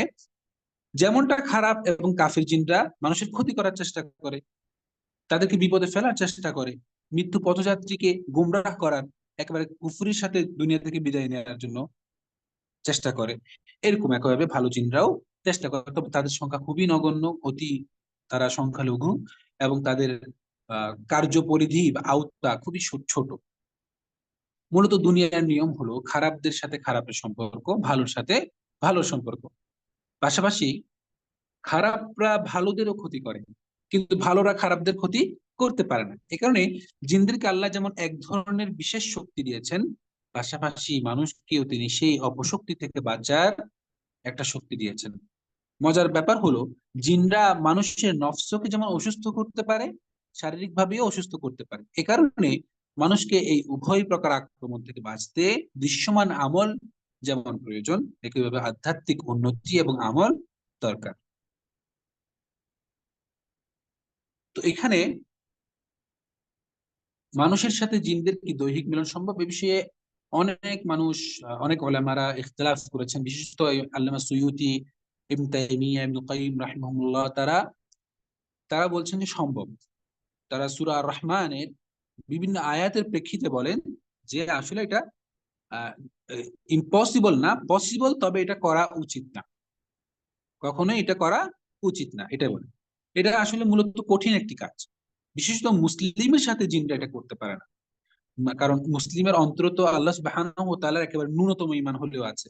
সেই ঈমানের কারণে মোটামুটি খারাপ জিনরা তাদের সাথে, তাদেরকে অনেক ধরনের সমস্যা করার চেষ্টা করে, ঠিক আছে, কিন্তু তাদের সাথে একবার ফিজিক্যাল একটা বিপদ তৈরি করা, এটা কিন্তু খুবই কঠিন হয়ে যায় তাদের জন্য। এটা এত ঘনিষ্ঠ হতে পারার কথা নয়। তবুও কখনো কখনো আমলের ঘাটতি এবং ইমানের দুর্বলতার কারণে আমাদের মধ্যে খারাপ জিন সুযোগ পেয়ে যেতে পারে। এই কাজ, ফিজিক্যাল যে সম্পর্কগুলো, এবার এটা তিন ভাবে হয়ে থাকতে পারে। একটা হচ্ছে স্বপ্নের মাধ্যমে। এই ব্যাপারে সবার ঐক্যমত আছে, সমস্ত ওলামারা বলছেন যে হ্যাঁ, স্বপ্নের মাধ্যমে জিনরা এটা করে থাকতে পারে, এটা হয়, অনেক সময় হয়ে যেতে পারে। এটা একবারে সরাসরি যে একেবারে ফিজিক্যাল তা না। তো দ্বিতীয় যেটা পদ্ধতি, সেটা হচ্ছে একেবারে মানুষের আকৃতি ধারণ করে পুরুষ অথবা নারীর আহ যেটা রূপ ধারণ করে এসে মিলিত হওয়া। এই এটার সম্ভাবনার ব্যাপারে অনেক ইখতিলাফ রয়েছে, মত পার্থক্য রয়েছে, তবে এর মাধ্যমে বেশিরভাগ আলেমরা বলছেন যে এটা সম্ভব না। যারা বলছেন যে সম্ভব, তারাও বলছেন যে সম্ভব হলেও এটার মাধ্যমে গর্ভধারণ সম্ভব না। সুতরাং তার মানে বোঝা যাচ্ছে জিন এবং মানব জাতির মধ্যে বৈবাহিক সম্পর্ক আসলে হওয়ার কথা না। এ ধরনের কোনো দৃষ্টান্ত আসলে পাওয়া যায় না। যেগুলো টুকটাক বিভিন্ন জায়গায় শোনা যায়, এগুলো আসলে কাল্পনিক হতে পারে অথবা অতিরঞ্জিত হতে পারে। তৃতীয় যে বিষয়, সেটা হচ্ছে জাগ্রত অবস্থায় অদৃশ্য কাউকে অনুভব করা এবং আনন্দ উপভোগ করা এবং বীর্যপাত ঘটা, কিন্তু এক্ষেত্রে সে কিছু দেখতে পাচ্ছে না। এটা এই ধরনের এই ঘটনাটি ঘটে থাকতে পারে, এটা অসম্ভব। এই তিনটির কোনো একটি অবস্থায় যদি কারো এই ধরনের কিছু হয়, তার জন্য গোসল ফরজ হবে, এ ব্যাপারে ফুকাহারা বলছেন। তো কিন্তু এসবের মধ্যে প্রথমে এগুলো একেবারে হঠাৎ করে এসে একটা এ ধরনের কিছু করা সম্ভব তা কিন্তু না। এর জন্য মানসিকভাবে আক্রান্ত ব্যক্তিকে ফুসলানো হয়, একটা বিশেষ প্রসেসিং এর ভেতর দিয়ে ধীরে ধীরে মাইন্ডসেট তৈরি করা হয়। বেশিরভাগ সময় অদৃশ্য অবস্থায় কেবল প্ররোচনা এবং উস্কি দিয়েই এই কাজ করা হয়ে থাকে। এগুলোর উদ্দেশ্য হচ্ছে ওই মানুষটাকে আসলে খারাপ কাজের দিকে ধাবিত করা, ঠিক আছে। কারণ কোন রূপ ধারণ করা, আমরা গত পর্বেই বলেছি, কোন রূপ ধারণ করা জিনের পক্ষে, আবার সেই খোলস থেকে বের হয়ে আসার যে প্রসেসটা, এটা খুবই জটিল তাদের জন্য এবং সময় সাপেক্ষ। এটা জিনদের জন্য ঝুঁকিপূর্ণ এবং ভীতিকর একটা পরিস্থিতি। এ কারণে রাসূলুল্লাহ সাল্লাল্লাহু আলাইহি ওয়াসাল্লাম বাড়িতে কোনো সাপ দেখলে ৩ বার তাকে চলে যেতে বলার জন্য বলেছেন এবং তাকে সময় দিতে বলেছেন, সে যাতে নিজের রূপ থেকে আস্তে আস্তে বের হয়ে, যদি জিন হয়ে থাকে আর কি, নিজের রূপ থেকে বের হয়ে চলে যাওয়ার সময়টা পায়। ইমাম মালিকের মতে 3 দিন সময় দিতে হয় এরকম কোন সাপ যদি ঘরের ভেতর দেখা যায় তাকে। তো আসলে তো এটা অনেক বেশি, 3 দিন কেন বলা হচ্ছে, এটা মদিনাতে, বিশেষ করে মদিনাতে কিছু জিন ইসলাম গ্রহণ করেছিলেন, তাদের বংশ পরম্পরাও মদিনাতে রয়ে গিয়েছিলেন, এবং এই সমস্ত জিনরা তাদের নিজেদের মধ্যকার যে মাঝে মধ্যে ঝামেলা হয় সেখান থেকে বাঁচার জন্য মানুষের ঘরে গিয়ে আশ্রয় নিত। তো এক্ষেত্রে রাসূলুল্লাহর এই হাদিসটি বিশেষভাবে পরিণিধান যোগ্য যোগ্য এবং ইমাম মালিক বলেছেন তাদেরকে 3 দিন সময় দেওয়ার জন্য।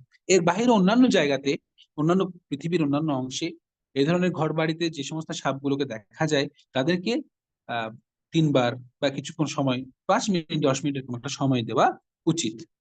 যদি তারা জিন হয়ে থাকে তারা চলে যাবে, আর যদি না হয় তাহলে তাদের হত্যা করা জায়েজ হবে, কারণ তারা যেহেতু ক্ষতিকর।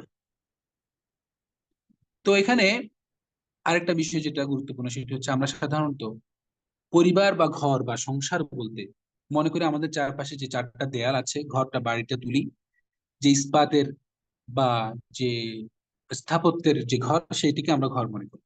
কিন্তু কোরআন বলছে দৃশ্যমান কাঠামো, এই যে আমরা দেখতে পাই, এটা কিন্তু আসলে ঘর না। এর বন্ধনটা, ভেতরে যে একটা বন্ধন আছে পারিবারিক, সেই বন্ধনটা হচ্ছে ঘর। আমরা শক্তপোক্ত উঁচু দেয়াল ঘর সুরক্ষিত করি দেয়াল দিয়ে, অথচ এর চারপাশে একটা অদৃশ্য রুহানি দেয়াল তোলার কথা আমাদের মাথায় আসে না। আমরা অনেকেই অনেক সময় অনেক প্রাচীন বিশাল বিশাল দুর্গ, কেল্লা দেখতে পাই, যেগুলোর দেয়াল এত মোটা, এত উঁচু, যে এখানে সূর্যের আলো ঠিক মতো ঢুকতে পারে না, একেবারে সুরক্ষিত। কিন্তু ভেতরে এই দুর্গগুলো, এই কেল্লাগুলোর ভিতরে কিন্তু দুষ্ট জিনের বসবাস থাকে। তার মানে বোঝা যাচ্ছে আমরা বাহ্যিক অনেক কিছু থেকে নিজেদেরকে হেফাজত করার জন্য দেয়াল তুলি, কিন্তু একটা অদৃশ্য যে শত্রু আছে আমাদের, তাদেরকে আটকানোর জন্য আমরা আমাদের ঘরের দেয়ালটা তুলতে ভুলে যাই। এজন্য নিজের বাসস্থান, ঘর, সংসার এবং পরিবারকে বাঁচাতে আল্লাহর দেয়া কোরআনী আমলের সুরক্ষা বলয় নির্মাণে আমাদেরকে সচেষ্ট হতে হবে। তো এখন আমরা যেটা দেখবো সেটি হচ্ছে নফসের মধ্য দিয়ে, আপনারা কি আছেন আমার সাথে? আপনাদেরকে একটা প্রশ্ন করবো আমি। সেই প্রশ্নটি হলো, আপনারা ইসলামী সঙ্গীত গুলো অনেকে শুনেন, নাশিদ, গজল, ইসলামী সঙ্গীত, নাত রাসূল। ইসলামী সঙ্গীত গুলোতে যখন আপনারা দেখেন এগুলো সুরগুলো, ইসলামী সঙ্গীতের যে সুরগুলো, বেশিরভাগ সময় দেখবেন আপনারা বিভিন্ন গানের নকল, গানের অনুকরণ করা, নিজস্ব কোনো সুর আসলে নেই এ ধরনের আহ ইসলামী সঙ্গীত গুলোতে, ঠিক কিনা? আপনারা কমেন্ট করে জানাবেন। খুবই কম ইউনিক কোনো ইসলামী সঙ্গীতের কোনো সুর আছে, কিন্তু বেশিরভাগ সময় দেখা যায় যে সুরগুলো আসলে বিভিন্ন গান, যেগুলো বলিউড কি হলিউড বা বিভিন্ন গান, গায়ক গায়িকাদের যে বিভিন্ন সুরের গানগুলো আছে এগুলোকে নকল করা। আমি একটু পরে এটার উত্তরটা আমি আপনাদেরকে দিব, আপনারা একটু ভাবেন তো কেন পারেন, কেন ইসলামী সঙ্গীতের যারা সুরকার আছেন তারা নিজস্ব একটা ইউনিক মাস্টারপিস একটা সুর নির্মাণ করতে পারেন। যদি কারো মনে কোনো ধরনের এটার উত্তর এসে থাকে একটু কমেন্টে লিখবেন। আমরা নফসের মধ্য দিয়ে জিন এবং মানুষের যে সংযোগ, এটা নিয়ে একটু আলোচনা করি। মানব দেহে 2টি সক্রিয় শক্তি আছে, একটি হচ্ছে নফস আর একটি হচ্ছে রূহ। আমাদের মধ্যে 2টি সক্রিয় প্যাটার্ন আছে, একটি হচ্ছে নফস আর একটি হচ্ছে রূহ। নফস নিজের পছন্দ মতো চলতে পারে, মানব দেহের প্রতিটি অণু, পরমাণু, প্রতিটি কোষের সঙ্গে জড়িয়ে থাকে নফস। দেহের প্রতিটি দাবির, প্রতিটি চাহিদার মস্তিষ্কে পৌঁছে দেওয়ার কাজ হচ্ছে নফসের কাজ। মস্তিষ্ক সেই চাহিদা বা তথ্য বিশ্লেষণ করে, তারপর কিভাবে চাহিদার বস্তু পাওয়া যাবে সেই পথ খুঁজে তখন মানুষ সেটা চেষ্টা করে। অন্যদিকে রূহ হলো মহাজগতের আল্লাহ সুবহানাহু ওয়া তাআলা দেয়া একটি শক্তি, মহাবিশ্বের থেকে আসা একটা শক্তি এটা, যা পৃথিবীতে নফসের বিকাশে সাহায্য করে। নফসের একটি চাহিদা বা ডিমান্ড বাস্তবায়নের পথ তৈরি করে মস্তিষ্ক, কিন্তু সঠিক সেই কাজটা কি সঠিক নাকি বেঠিক তা নির্ধারণ করে দেয় রূহ। যেমন একটা গরু ধরেন, গরু কিন্তু নফস দ্বারা পরিচালিত, গরুর কিন্তু রূহ নাই। আমরা অনেকে মনে করে থাকি যে এই গরুর প্রাণ চলে গেছে বা এই গরুটার রূহ আছে, এই ছাগলটার রূহ আছে, আসলে রূহ না, এটা বলে নফস। এই জন্য আল্লাহ সুবহানাহু ওয়া তাআলা কোরআনে বলছেন কুল্লু নাফসিন যায়িকাতুল মাউত, প্রত্যেকটি নাফসকেই মৃত্যু আস্বাদন করতে হবে। কিন্তু রূহ শব্দ কোনো প্রাণীর জন্য ব্যবহার করেননি, শুধুমাত্র মানুষ ছাড়া। মানুষ এবং জিনের রূহ আছে, অন্য কোনো প্রাণীর রূহ নেই। রূহ খুবই হাই কোয়ালিটির একটা জিনিস, যেটা আল্লাহ সুবহানাহু ওয়া তাআলা শুধুমাত্র মানুষের সম্মানার্থে মানুষকে দিয়েছেন। এই জন্য আল্লাহ সুবহানাহু ওয়া তাআলা বলছেন ইয়াসআলুনাকা আনির রূহ কুলির রূহ মিন আমরি রাব্বি, তারা আপনাকে রূহ সম্পর্কে প্রশ্ন করে, বলুন যে এই রূহ জিনিসটা হচ্ছে সরাসরি আমার পক্ষ থেকে পৌঁছানো একটি বিষয়, যেটির জ্ঞান মানুষকে দেয়া হয়নি। তো এই জন্য রূহ হচ্ছে অন্য একটি বিষয়। তো যেমন গরু তার নফস দ্বারা পরিচালিত হয়ে অন্যের ক্ষেতের ফসল খেয়ে ফেলে, একটি গরুকে আপনি কখনোই এই কথা বোঝাতে পারবেন না যে এই কাজটি ভালো কাজ না খারাপ কাজ।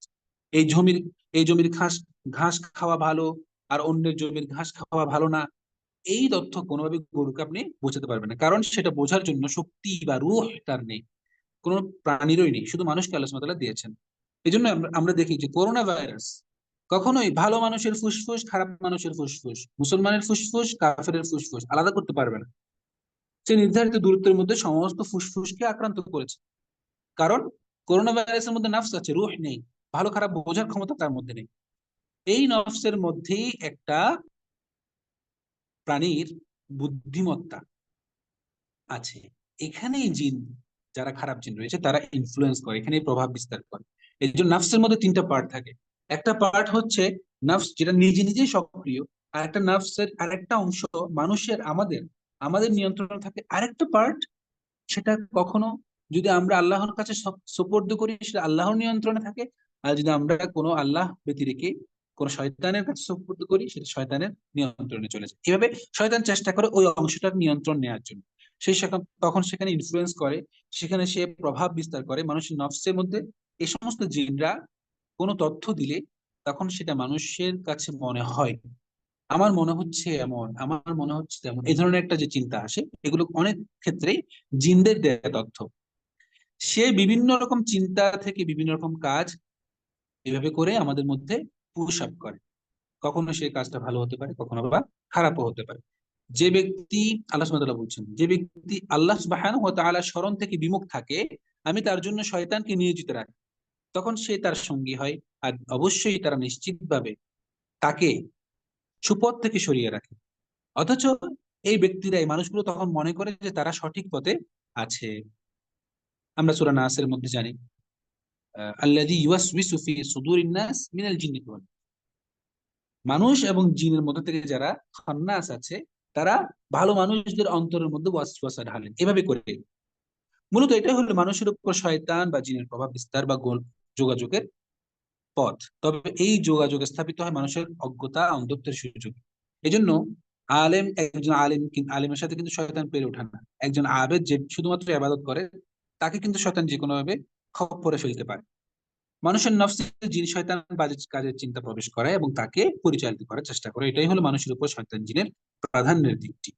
এখান থেকে আরো স্পষ্ট যে নফসের প্রধান অবস্থান মানুষের অন্তরের মধ্যে, বুকের মধ্যে। এই কাজটা জিনের একটি বিশেষ ক্ষমতা, এই যে কুমন্ত্রণা দিতে পারে।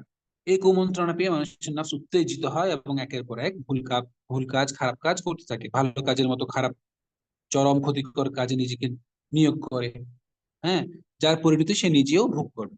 এবং প্রজন্মের পর প্রজন্ম ধরে এই কাজগুলো এইভাবে করে আস্তে আস্তে সংস্কৃতিতে পরিণত হয়। এই যে বর্তমানে এলজিবিটি কিউ বা ইত্যাদি যে চিন্তাধারাগুলো, এগুলো কিন্তু চট করে শয়তান একদিন যদি প্রথম দিন এসে বলতো, আদম আলাইহিস ইসলামকে যদি এসে বলতো এই কাজগুলো করো তোমরা, তাহলে তো সেই শয়তানের কোনো পাত্তাই থাকতো না। শয়তান এতটাই স্মার্ট, সে জানে যে কিভাবে কোথায় কেমনে আস্তে আস্তে পুশ করতে হবে জিনিসগুলো। একটা পর্যায়ে, এখন এই পর্যায়ে পৌঁছে গেছে যে এগুলোকে মানুষ, এত ঘৃণ্য কাজ, এত জঘন্য কাজ, যেটা মানুষ কুরুচিপূর্ণ একটা কাজ, এই কাজকেও মানুষ এখন পৃথিবীর প্রধানতম অধিকার হিসেবে এটা স্লোগান দিচ্ছে। এটা এত সহজে মানুষের মধ্যে তৈরি হয়নি। এভাবে করে আস্তে আস্তে আস্তে জিনিসগুলো মানুষের মধ্যে সংস্কৃতি পরিণত হয়, চিন্তাধারা মতবাদে পরিণত হয়। তো এই যে জিন আমাদেরকে ইনফ্লুয়েন্স করে বা প্রভাব দেয়, ওয়াসওয়াসা দেয়, এটার জন্য সে দায়বদ্ধ, এতটুকুর জন্য। এরপরে সেই ওয়াসওয়াসাতে উত্তেজিত হয়ে মানুষের নফস যখন সেটাকে একেবারে কাজে পরিণত করে, তখন কিন্তু সে মানুষটাই সে কাজের জন্য দায়ী হয়। তো উল্লেখযোগ্য যে বিষয়টা আমরা বলছিলাম, মানুষের যে নফস, এই নফসটা মানব দেহে যতক্ষণ থাকে ততক্ষণ সে জীবিত থাকে। আর নফসের সাথে যতক্ষণ রূহ থাকে ততক্ষণ তার মনুষ্যত্ব থাকে। এজন্য রূহ নিয়ে যাওয়াকে রাতের ঘুম বলেছেন আল্লাহ সুবহানাহু ওয়া তাআলা, যে ঘুমটা, এটাকে মৃত্যু মৃত্যুর সমতুল্য বলেছেন। অর্থাৎ মানুষ যখন ঘুমায় তখন তার রূহটাকে তুলে নেওয়া হয়। রূহ চলে গেলে প্রকৃত মানুষটা আর একটা গরু ছাগলের মধ্যে তেমন তফাৎ থাকে না। ঘুমন্ত ব্যক্তির মাথায় আপনি যদি হাত বুলান, পিঠ চুলকিয়ে দেন, সে আরাম পাবে, কিন্তু সে বুঝতে পারবে না সে আসলে কিসের মধ্যে আছে। ঘুমন্ত অবস্থায় তার মুখে প্রশান্তির ছাপ দেখা যাবে। একটি বিড়ালকেও যদি আপনি আদর করেন, দেখবেন যে সেও কি করছে, ঘুমের মধ্যে একটু আরাম পাচ্ছে। তো ঘুমন্ত মানুষ, তাই প্রকৃত মানুষটার মৃত্যু বলছেন আল্লাহ সুবহানাহু ওয়া তাআলা ঘুমন্ত মানুষকে। তো এই হলো, এভাবে করে নফসের মধ্য দিয়ে জিন এবং মানুষের মধ্যে সংযোগ স্থাপিত হয়। এখন এটা তো হচ্ছে জিনদের পক্ষ থেকে, জিনরা মানুষের নফসের মধ্যে বিভিন্ন ওয়াসওয়াসা দেয়। মানুষের পক্ষ থেকে জিনের প্রতি ইন্টারাক্ট হয় কিনা, যেটা আপনাদেরকে প্রশ্ন করেছিলাম সুরের ব্যাপারে, সুরকার। পৃথিবীতে আপনারা অনেকেই জানেন যে পৃথিবীতে কিছু মাস্টারপিস সুর আছে, মাস্টারপিস, যেগুলোকে বলা হয় অনবদ্য। এগুলো অতি প্রাকৃত সুর। এই সুরগুলো সুরকার, সুরের সুরকাররা কিভাবে এই সুর নির্মাণ করেছেন সেই সুরকারও জানেন। তাদের বিভিন্ন বক্তব্যের সময় স্বীকৃতি এসেছে যে তারা বলেছেন যে আমি নিজেও জানি না, আমি খুব চেষ্টা করছিলাম, ধ্যানের মধ্যে ছিলাম একটা সুর সুর নির্মাণের জন্য, হঠাৎ করে একটি অতি প্রাকৃত কোনো কিছু আমার মধ্যে এই সুরটা দিয়ে গেছে। এজন্য সুর জিনিসটি, মানুষ যারা সুরকার আছে তারা দেখা যায় যে তারা সুর নির্মাণের ক্ষেত্রে এই ধরনের জিনদের প্রতি, জিনদেরকে আহ্বান করে ডাকে, এবং জিনরা তাদেরকে এই ধরনের অতি মানবীয় সুর প্রদান করে থাকে। তো এক্ষেত্রে আপনারা দেখবেন, উম, আপনারা দেখে থাকবেন যে এই ধরনের সুর কিন্তু আসলে শুধুমাত্র সুর যে খারাপ তা না। সুরটাকে যখন বাস্তবে এটাকে একটা অস্তিত্ব দিতে হবে, তখন কিন্তু মিউজিকের দরকার হবে, বাদ্যযন্ত্রের দরকার হবে। এই জন্য ইসলামে সুর বা বাদ্যযন্ত্র হারাম এই কারণে। এটার কারণে সুরটাও, এটার প্যাটার্ন, সুরটা হচ্ছে একটা আত্মার মতো। সেটাকে যদি আপনি কোনো কাঠামো ছাড়া শুধু রেখে দেন, সেটা কোনো লাভ নেই। সুরটা যখন বাদ্যযন্ত্রে দেওয়া হবে তখনই সেটা একটা অস্তিত্ব লাভ করবে। এই জন্য বাদ্যযন্ত্র ইসলামে হারাম। এই কারণেই সুরকাররা যারা এই ধরনের কাজগুলো করে থাকে তারা মাস্টারপিস, অনেক মানুষকে আকৃষ্ট করতে পারে, এ ধরনের সুর নির্মাণ করতে পারে। কিন্তু ইসলামী সঙ্গীত, নাচ ইত্যাদি যে বিষয়গুলো আছে, এরা তো যেটা করছে আল্লাহর নামে করছে, আল্লাহ রসুলের জন্য করছে। তো এরা কিন্তু নিজেরা সুর তৈরি করতে পারে না, মাস্টারপিস কোনো সুর তৈরি করতে পারে না, এরা শুধু নকলটাই করতে পারে। এটা একটা উত্তর হতে পারে, কারণ হতে পারে। তো এইভাবে কিন্তু আসলে সুরগুলো তৈরি হয়। তো সুরের ক্ষেত্রে আমি যেটা বলছিলাম যে এই নফসের, মানুষের নফস দিয়েই মানুষ চাইলে জিনের নফসের সাথে সংযোগ স্থাপন করে এই কাজগুলো করতে পারে। এভাবেই কিন্তু হারাম কাজগুলো, হারাম চিন্তাগুলো, খারাপ চিন্তাগুলো মানুষের মধ্যে প্রবেশ করে। আমাদেরকে এটা মাথায় রাখতে হবে সারা জীবন। সেটি হচ্ছে মানুষের সাথে জিনের চিরবৈরী সম্পর্ক, চিরশত্রুতা। এই শত্রুতার কোনো শেষ নেই। এটা জিনরা খুব ভালো করে জানে, তারা সেটা মেনে নিয়ে তাদের কাজে নেমে পড়েছে। কিন্তু আমরা মানুষরা ভুল করে থাকি। আমরা যেমন একে অপরের ক্ষতি করি, আমরা জিনকে দিয়ে ব্যবহার করে আরেকজনের ক্ষতি করি। এভাবেই আমরা গান বাজনা, বাদ্যযন্ত্র ইত্যাদি এই জিনিসগুলোর মাধ্যমেও সমাজের মধ্যে জিনদেরকে অনুপ্রবেশ করার সুযোগ করে দিচ্ছি।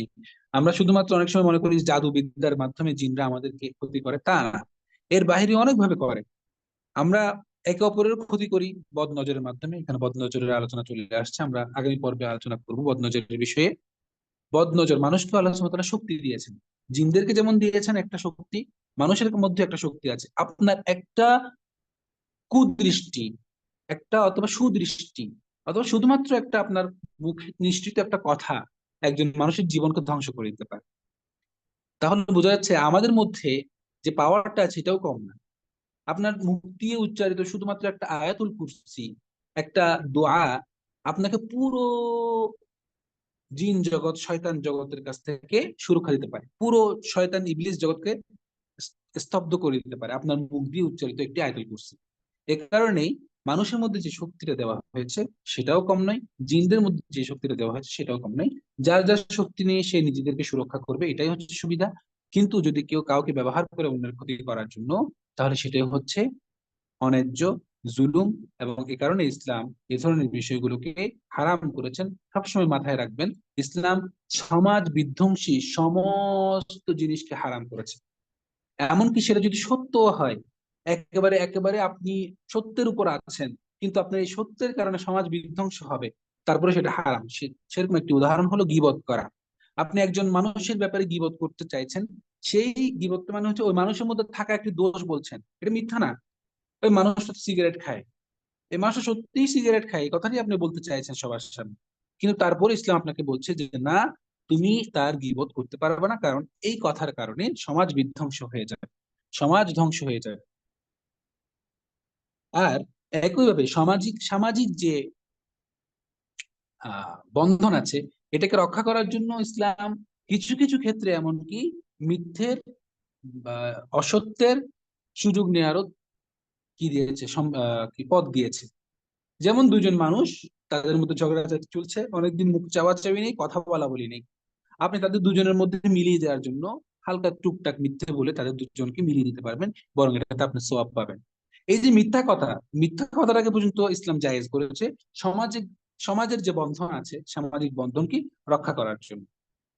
এই কারণে সমাজ হচ্ছে পারিবারিক বন্ধন এবং সামাজিক বন্ধন, এটা ইসলামে খুবই গুরুত্বপূর্ণ। এটাকে রক্ষা করার জন্য ইসলাম এই ধরনের বাদ্যযন্ত্রকেও হারাম করেছে, জাদুবিদ্যাকে হারাম করেছে, এ ধরনের বদ নজর দেওয়া থেকে নিজেদেরকে বিরত থাকতে বলেছে, অন্যের বদ নজর থেকে বাঁচার জন্য নিজেদেরকে সতর্ক থাকতে বলেছে।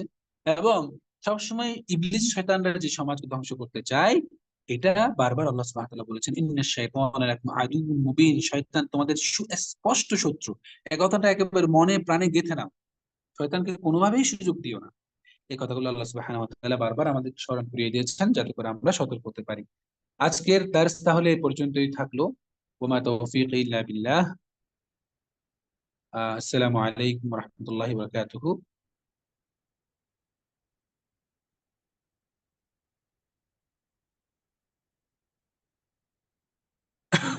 কারো যদি আচ্ছা, কারো যদি প্রশ্ন থাকে, 2-4 মিনিটের মধ্যে করুন ইনশাআল্লাহ।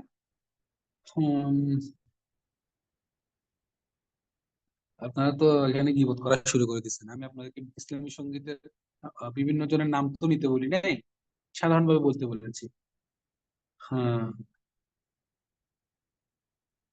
বিড়ালকে পুশ করানো হয় কিভাবে? এই যে প্রত্যেকটা প্রাণীর মধ্যে নফস আছে, সে কিন্তু নফস দিয়ে বুঝতে পারে না যে কোনটা ভালো কাজ করছে, কোনটা খারাপ কাজ করছে।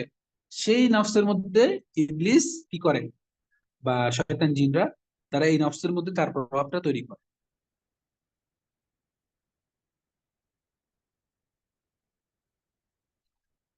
তো আচ্ছা, আর কোনো প্রশ্ন যদি থাকে।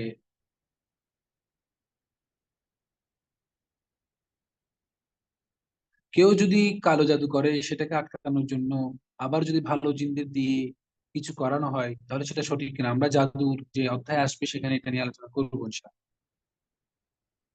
হ্যাঁ, জিনদের রূহ আছে, কারণ আল্লাহ সুবহানাহু ওয়া তাআলা শুধুমাত্র ইবাদতের জন্য বলেছে দুইটা শ্রেণীকে, একটা হচ্ছে মানুষ, একটা হচ্ছে জিন। ওমা খালাকতুল জিন্না ওয়াল ইনসা ইল্লা লিয়াবুদুন, ইবাদত করার জন্য এই দুই গোত্র, দুই শ্রেণীকে বলেছেন, এবং এই দুই শ্রেণীকে সত্য মিথ্যা পার্থক্য করার যে জ্ঞান, সেটি বিবেক সেটি দিয়েছেন। এবং এই দুই শ্রেণীকেই চিন্তার স্বাধীনতা, বাক স্বাধীনতা, এই স্বাধীনতাগুলো দিয়েছেন।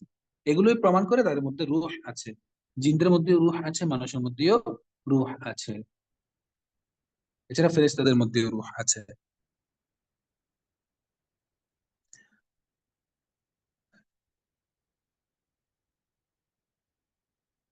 শুধু কোয়েশ্চেন আসতেছে।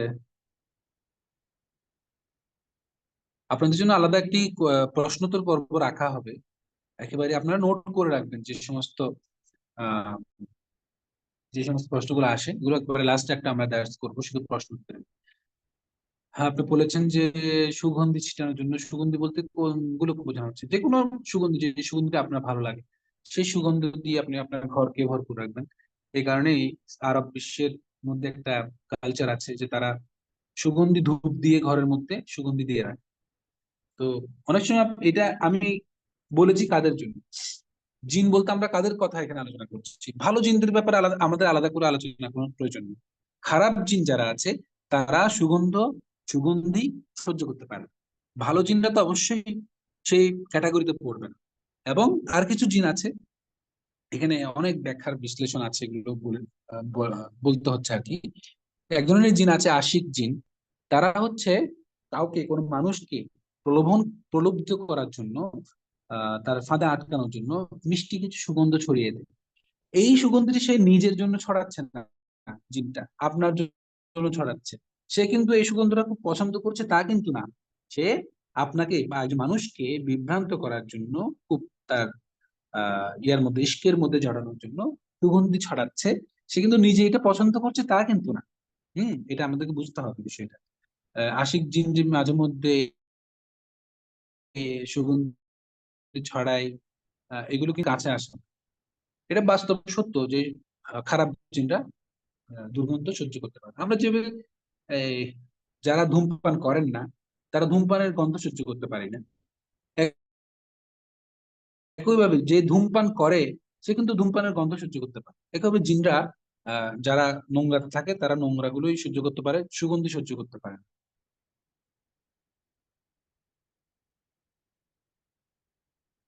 জিনরা যে মানুষের কথা মতো কাজ করে, এতে জিনদের কি লাভ? এটা হচ্ছে আপনার ওই যে নাম বললে তো সমস্যা, কিছু কোম্পানি আছে না, কিছু কোম্পানি, ফ্রড কোম্পানি আসে আসে কিছুদিন পরে। আপনি আপনার আন্ডারে যদি 10 জন লোক দিতে পারেন, প্রত্যেকের থেকে 5,000 5,000 নিয়ে, আপনি যদি 50,000 নিয়ে আপনার বসকে যদি দিতে পারেন, আপনি তাকে, সে আপনাকে 1 মাসে ডবল দিবে। আপনাকে সে ডবল দিবে 1 মাস পরে। সেরকম করে আবার ওই 10 জনে তাদের নিচে আরো 10 জন 10 জন করে নিয়ে আসছে। তো এই যে একটা সিস্টেম, এটাকে কি একটা বলে এটা, যাই হোক, শয়তানি জগতের মধ্যে, সাম্রাজ্যের মধ্যে এই সিস্টেমটা চালু আছে। ইবলিস, সে হচ্ছে সবার প্রধান। সে অন্যান্য জিনদেরকে তাকে পূজা করার জন্য বাধ্য করে। করলে কি হয়, এই সমস্ত জিন, ইবলিস তার অনুচর যে জিনগুলো আছে, জিনদেরকে কিছু কিছু সুযোগ সুবিধা দেয়, কিছু কিছু শক্তি দেয়। যেমনটা আমাদের মানুষের মধ্যেও আছে, যে পরাশক্তি, বিশ্বের পরাশক্তিগুলোকে আমরা দেখতে পাচ্ছি।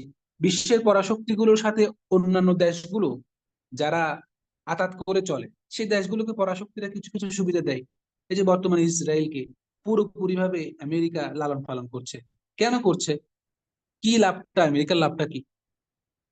আমেরিকার কি লাভটা আছে, এটা যদি আপনি ভাবে দেখেন তাহলে জিনদের ব্যাপারটা বুঝতে পারবেন।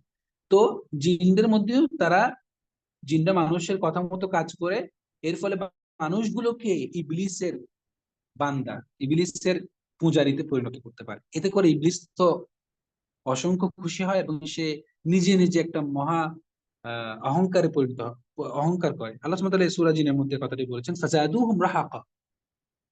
এই যে মানুষরা জিনদের সাহায্য নেয়, মানুষরা জিনদের সাহায্য নিয়ে বিভিন্ন কাজ করে, এবং এটার কারণে মানুষ মনে করে যে তারা খুব জিনদের সাহায্য নিয়ে বড় কাজ করে ফেলছে, কিন্তু এটা জিনদেরকে আরো আত্মরম্ভিতা তৈরি করে জিনদের মধ্যে, অর্থাৎ জিনদেরকে আরো বেশি অহংকারী করে ফেলে। যে দেখো, আমি এই মানুষটাকে নিজের কবজায় রেখেছি, আমি একে শয়তানের, ইবলিসের পূজারীতে পরিণত করেছি। যাই হোক, এগুলো বিস্তারিত কথা বলতে গেলে অনেক লম্বা হয়ে যায়। মুসলমান ছাড়া অন্য ধর্মের লোকদের প্রভাবিত করে, করলে উপায় কি? তারা তো কোরআন বিশ্বাস করে না। হ্যাঁ, মুসলিম ছাড়া অন্যান্য ধর্মের লোকদেরকেও প্রভাবিত করে, এবং করাটা তাদের জন্য আরো সহজ বেশি। বিভিন্নভাবে তারা, যেহেতু ভূত প্রেত প্রেতাত্মা, পিশাচ ইত্যাদি বিষয়ে তারা বিশ্বাস করে, এবং এগুলো নিয়ে তাদের, এগুলো যেহেতু তাদের ধর্মের কিছু অনুষঙ্গ, এ কারণে খুব সহজে তাদেরকে বিভ্রান্ত করতে পারে। এবং অনেক সময় দেখা যায় যে কাফেররা, খুব বড় একটা বিষয় রয়ে গেছে, এটা আমি আগামী দার্সে উত্তরটা দেবো, খুব জটিল একটা বিষয়। সেটি হচ্ছে, আপনারা হয়তো অনেকে প্রশ্ন করতে পারেন যে জিনরা তো মানুষের ক্ষতি করে, যা বুঝলাম, তাহলে একটা ভালো জিনকে দিয়ে বর্তমান ইসরায়েলি প্রেসিডেন্ট নেতানিয়াহুকে আমি ক্ষতি করতে পারবো না? ইসরায়েলি প্রেসিডেন্ট নেতানিয়াহুকে শেষ করে দেওয়া যেতে পারে কিনা একটা জিন ব্যবহার করে, কিংবা ডব্লিউ বুশকে তো আমরা চাইলে আগে এটা চেষ্টা করে দেখতে পারতাম, কিংবা বর্তমান যে বাইডেন আছে তাকে। তো জিনকে ব্যবহার করে, যেহেতু খারাপ জিন এগুলো করে, ভালো জিন কিন্তু তো আমরা এই কাজটা করতে পারি যদি চেষ্টা করে কেউ। আসলে কি সম্ভব? এটা একটা প্রশ্ন, এটার উত্তর আমি আগামী ক্লাসে দেবো একটা। আর এটা বলি যে একজন আরেকজনকে দেখে, ওহ তুমি তো অনেক ভালো উন্নতি করলে তোমার চাকরিতে, এভাবে বলবো। বা তুমি অনেক সুন্দর, এভাবে বলবো। এটার কারণে অনেক সময় বদনজর, সবসময় পরে তা না, বদনজর পড়ে যায়। তো এই যে পৃথিবী জুড়ে একেবারে টিকটক সেলিব্রিটি অনেক হাজার হাজার, এর বাহিরে অনেক নায়ক অনেক নায়িকা আছে, তাদেরকে রাত দিন মানুষ দেখছে, রাত দিন ওয়াও ওয়াও হু হা হা লাভ রিয়েক্ট দিচ্ছে। এগুলোর কারণে তাদের মধ্যে কোনো প্রভাব পড়ছে না কেন? তাদের মধ্যে কোনো ধরনের রিয়েকশন হচ্ছে না বা বদনজর পড়ছে না কেন? এটা আপনাদের প্রশ্ন আসতে পারে, অনেকের আসে। তো এগুলোর উত্তর, এই দুটির উত্তর ইনশাল্লাহ আগামী দার্সে দেবো, যেহেতু একটু একটু লম্বা কথা। আহ নামাজ পড়ার সময় বিড়াল এসে যায় নামাজের মধ্যে বসে পড়ে, খামচি দেয়, গায়ের উপর লাফ দেয়, এটা কি জিনের সাথে সম্পর্কিত কিছু? আল্লাহু আলাম। যদি সেটার মধ্যে জিন থেকে থাকে তাহলে আর কি। তবে সেটা যে আপনাকে ক্ষতি করছে তা কিন্তু না।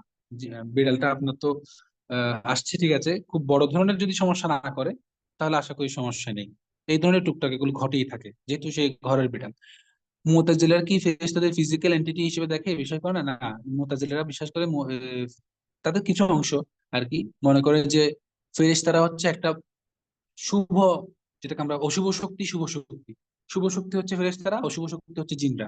জিনরা কি পৃথিবীর বাইরে অন্যান্য গ্রহে বসবাস করতে পারে? করতে পারে। অন্যান্য গ্রহে যেতে পারে, কারণ হচ্ছে মহাকাশের, আমরা যে প্রথম আসমান বলি, প্রথম আসমান কিন্তু আমাদের এই সৌরজগৎটা না শুধু। আমরা যেটাকে পুরো বিজ্ঞান এখন পর্যন্ত ইউনিভার্স বলে পুরো মহাবিশ্ব কল্পনা করছে, সেটা মাত্র প্রথম আসমানের অংশ। এরপরে আরো আসমান 7টা আছে। প্রথম আসমানের পরে আরো 6টা আসমান আছে।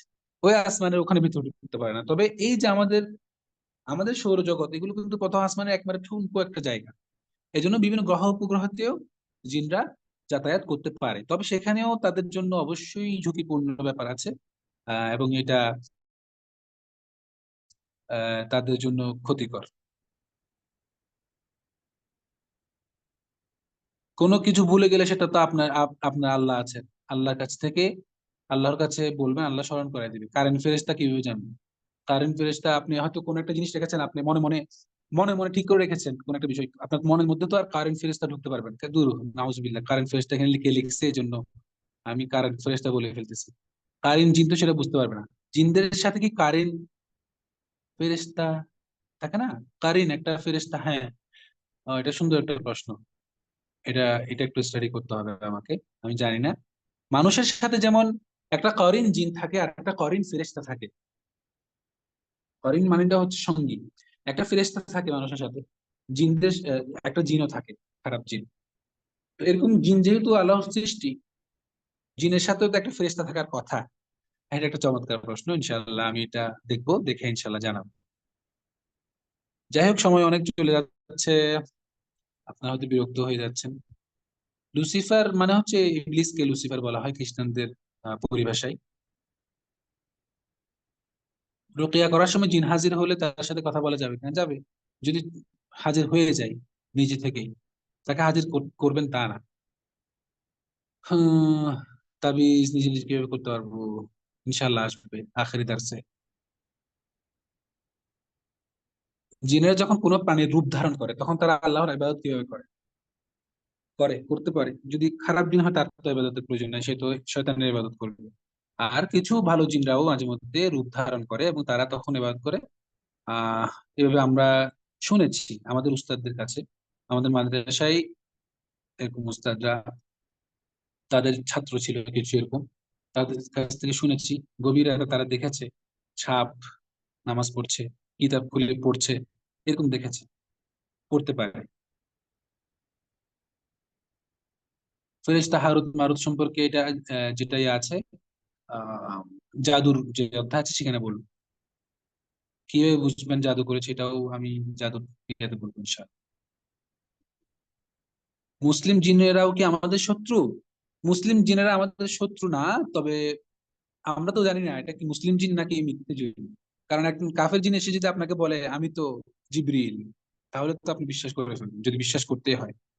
কারণ এই জিনরা তো নিজেদেরকে ফেরেশতা দাবি করে বলেই ফেরেশতা, তাদেরকে মানুষ ফেরেশতা মনে করে ইবাদত করেছে অনেক মানুষ, যেটা আমরা একটু আগে আয়াতে দেখলাম। তো একজন জিন যখন আপনার কাছে এসে বলছে, প্রথমে তাকে ধরে নিতে হবে সে মিথ্যাবাদী। সে সত্যিকার অর্থে মুসলিম জিন কিনা এটা আপনি ভালো করে বুঝতে পারবেন না, এই জন্য তার কথা বিশ্বাস করার কোনো যুক্তি নেই। জিনরা ফেরেশতাদের দেখতে পারে? হ্যাঁ, ক্ষেত্র বিশেষে দেখতে পারে। সুর কি মানুষ তৈরি করতে পারে? না, পারে। গতানুগতিক সুর তৈরি করতে পারবে না কেন?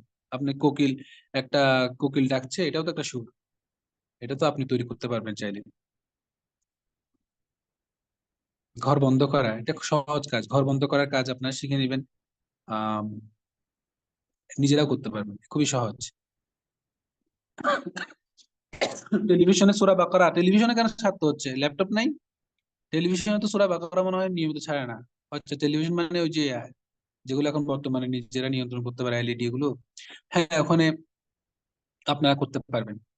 আমার আকীদা সম্পর্কে জানতে চাইতেছেন একজন ভাই? ইনশাআল্লাহ আমার আকীদা সম্পর্কে বলবো সময় করে একদিন। আমার আকীদা নিয়ে আমি কিভাবে বলবো?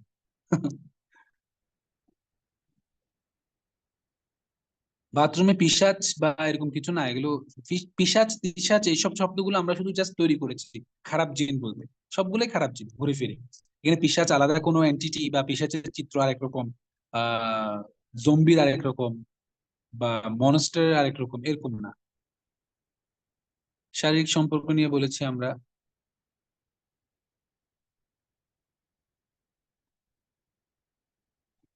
সুগন্ধি বেশি ইউজ করলে জিনে ধরে, এটা না, এটা মিথ্যা কথা।